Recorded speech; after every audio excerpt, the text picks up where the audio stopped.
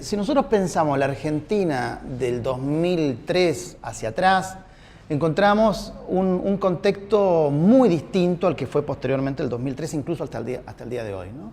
Del año 2009 hacia atrás, la población sin ingresos no estaba protegida. Las políticas de transferencia de ingresos vía asignación universal generaron obviamente un impacto que relativamente no ha sido estudiado de la envergadura con la cual nosotros deberíamos hacerlo. Antes de las políticas de la moratoria jubilatoria, solamente, o de todas maneras era uno de los más altos de América Latina, el 66% de las personas mayores de 65 años tenían algún tipo de ingreso. A partir de la moratoria, ese porcentaje subió al 98%. ¿Se entiende? Es casi un proceso de ampliación, de protección societal enorme. A diferencia o a contrapelo de la experiencia europea. Los países europeos han vivido, sobre todo del 2008 hacia adelante, fuertes procesos de desinstitucionalización de la vida social, ¿no? ¿Qué implica? Recortes en las protecciones, eliminación de determinado tipo de protecciones societales, cosa muy distinta que vivió América Latina, ¿no? Que vivió un proceso, y sobre todo Argentina en particular. Imaginémonos, esto no existía, es decir, un anciano solo vivía de la caridad de la familia. O si tenía suerte, del empleo del marido, que generalmente, recuerden que los varones viven menos, ¿no?, que las mujeres, y en general vivía de la pensión por viudez. Pero ese contexto obviamente impacta sobre los procesos de movilidad, ¿no? Hay sectores que en general, sectores sociales, hablo específicamente de clases medias, empleados de servicios, con alto nivel educativo, que este tipo de contextos no los mueve demasiado. En el caso argentino, por ahí tiene más valor que en otros países de América Latina, porque acá tenemos la universidad gratuita. Ese contexto, obviamente, sí afecta a las clases medias, ¿no? Es tener la universidad gratuita, no disponer de una cantidad de recursos, ¿no?, de esos hogares para pagar la universidad. Las clases altas, en general, han tenido subsidios, ya sea vía las retenciones, vía los subsidios agrarios, vía las tasas preferenciales con respecto a la importación o exportación de productos, ¿bien? Vía las políticas destinadas específicamente a las clases altas, ¿no?, que llevan un porcentaje del PBI no menor.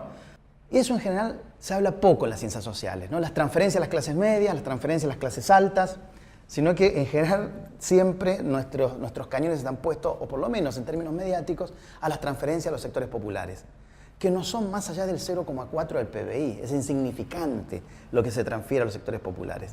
Los sectores populares tienen voz para reclamar el conflicto, ¿se entiende? Los altos procesos de transferencia de ingresos a las clases altas no existe. Y poder decir, bueno, acá sí hay problemas, hay una fuerte transferencia de recursos a las clases altas. Y acá estoy hablando principalmente de terrateniente, ¿no?, burguesía industrial, burguesía financiera, ¿no? Mal que le duele a muchos el uso de esos términos. ¿Bien?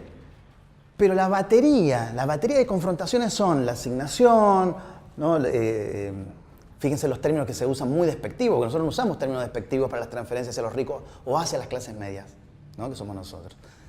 Sino que los despectivos es hacia las transferencias a los sectores populares, ¿no? Choriplaneros, vagos, etc.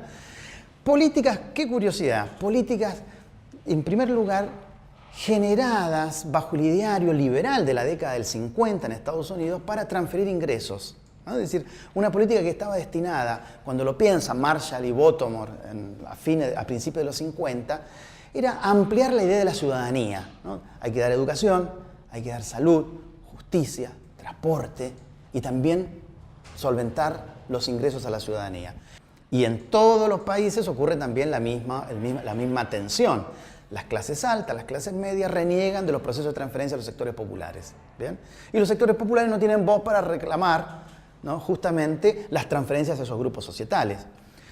Bien, ahora, ¿qué es lo que nosotros vamos a investigar? ¿No? Retrotrayéndolo al principio de nuestra investigación, es cómo impactan esos procesos de transferencia sobre grupos poblacionales que no tenían nada asegurado. Piensen ustedes, nosotros porque somos asalariados, imagínense el mundo no asalariado, y no el mundo de los empresarios, sino que aquel mundo que apenas tiene ingresos para sobrevivir, ¿bien? Y que recibe ingresos en forma cotidiana. Eso es un impacto tremendo, ¿no? ¿Por qué? Porque permite la planificación, permite la regularización de una vida que no estaba organizada en torno al ingreso. Por más que el ingreso sea pequeño, lo cual no es un problema menor, ¿no? Que cada día se cobre menos o tenga menor poder adquisitivo. Pero voy por el trasfondo de la idea. Es tener un ingreso regular. Y fíjense que va acompañado de dos ideas. ¿Cuáles son esas dos ideas? La educación obligatoria. Recuerden que una inversión educativa para los sectores medios, para los sectores altos, es parte de la vida, ¿no? 30 años educándose. Para los sectores populares, donde hay ausencia o falta de alimentos, garantías de techo, de un buen hábitat, pensar que su hijo va a tener un esplendor de futuro recién a los 30 años es como pensar un cuento de fantasía. Y por otro lado, si uno analiza las tasas de mortalidad infantil por condiciones educativas, porque lo único que yo puedo aproximar para mirar la mortalidad infantil con respecto a las clases sociales en Argentina, porque no hay otro indicador, uno observa que principalmente se producen aquellas madres con bajo nivel educativo. Por eso, el otro componente de la asignación es la vacunación, la obligatoriedad de prevenir las muertes infantiles en los sectores populares. Bien, ese componente obviamente genera un elemento que siempre está presente en los otros grupos sociales, que es la planificación de su vida. Cuando yo tengo un ingreso, puedo por lo menos comenzar a planificar. Estudiar hoy en día a esos niños, esos jóvenes, cubiertos por la asignación universal, es un estudio que recién comienza y que no va a dar fruto recién en 20 o 30 años más, cuando veamos la plena inserción de esos jóvenes potencialmente incorporados a la vida profesional, siempre y cuando hayan, ¿no?, realizado estudios superiores en las nuevas universidades o hayan culminado los estudios secundarios. Bien, entonces, en términos generales, es estudiar esa impronta estatal en los procesos de movilidad. Entonces, esas políticas que fueron generadas con alto impacto societal, el gobierno actual las ha mantenido, ¿no? Las ha mantenido porque sabe que han sido políticas muy eficaces. Pensemos también en los ancianos, ¿no? Es una política muy fuerte que ha llevado a que la Argentina sea uno de los, detrás de Bolivia, sean los dos países de América Latina que tienen la mayor cobertura de población arriba de 65 años. Y arriba de 70 en Argentina es 99,8, ¿se entiende? Es gigantesco el nivel de protección. Y cuando uno lo dice hoy en día está normalizado en cierto sentido, pero los más jóvenes, si los jóvenes ven este programa, esto no existía antes, ¿no? Eso no había ese nivel de protección societal.